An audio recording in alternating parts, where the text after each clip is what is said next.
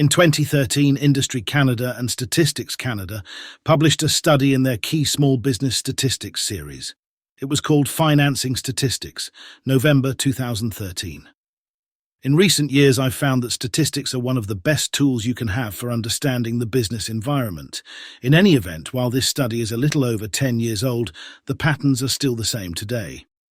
In this workshop, we give the participants a copy of the study and ask them to look at what we think are some important statistics that can help you understand where to look for money to help you grow your business. According to our executive director, a friend and former colleague, a corporate finance type and senior investment banker, once told him that you have to fish where the fish are. Fishing for money in the wrong places just doesn't work. Once you've reviewed the statistics, we'll try and help you learn where to fish. A couple of years ago, the Small Business BC website and the US Small Business Administration website both offered training for preparing business plans. Each offered training in both a traditional business plan or a lean startup plan. We mention this because lean startup guru Steve Blank began saying at least 10 years ago that the chances of success in a startup are infinitesimally low. Steve Blank was talking about the US. In Canada, the chances are much lower. At the hatchery, we'd like to help you fish where the fish are. Figure 9 from the 2019 study lists the most commonly used funding sources. Personal financing is obviously the most common source of funds, dwarfing all of the other sources. Before we go on to the next slide, let's look at some of the other sources. Retained earnings from previous or other businesses is really just another form of personal savings. Credit from financial institutions typically includes high-interest credit cards and lines of credit secured by other assets, most commonly a principal residence.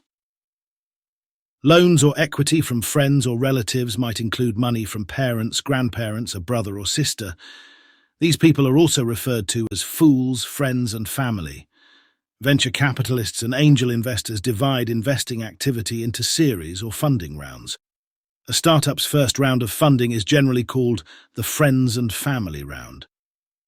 We should point out that this study ignores the self-employed, focusing instead on what they call employer businesses.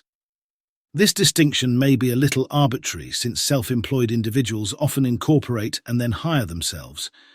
Does that make them self-employed, or do they become employer businesses as a result? Trade credit from suppliers is a fairly common source of funding for small businesses. Retailers can sometimes arrange credit terms from wholesalers or manufacturers when buying inventory for resale. Often service businesses like bookkeepers or web designers provide services and then issue invoices after the fact. Leasing is also a fairly common way to acquire expensive construction or manufacturing equipment. Generally, there are two ways your company can finance the acquisition of equipment. The first option is to get a loan to buy the equipment.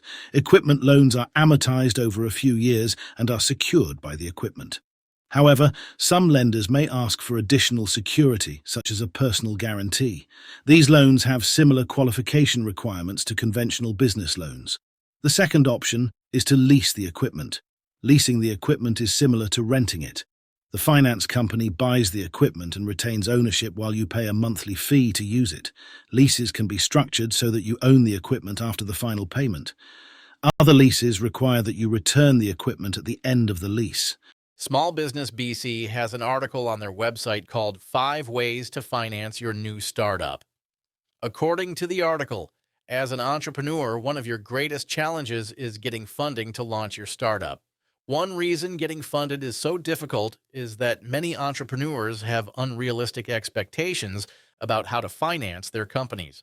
Therefore, they spend time and resources on avenues that rarely lead to success. This article discusses 5 realistic ways to finance your new startup.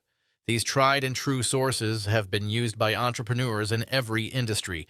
We've listed each of the 5 reasons on this slide. The most common way entrepreneurs finance their businesses is by using their own money.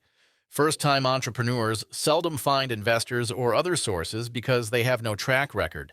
Many entrepreneurs prefer to finance their companies using credit cards. This option allows them to leverage their personal credit for the business. While this approach is risky, many entrepreneurs consider it an acceptable risk. If you decide to use credit cards, consider using them only to pay for expenses associated with a specific project. Once the project is delivered and the client pays you, pay back the credit card. Don't use the card for any other type of expense. Although getting external investors is difficult, some entrepreneurs manage to convince friends and family to invest in their businesses.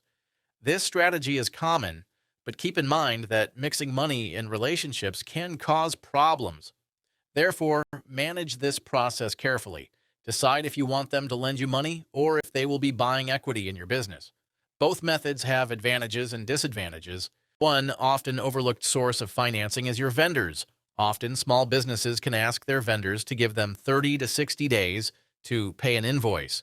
These payment terms give you use of their products and services for up to 2 months at no extra cost and is similar to an interest-free loan.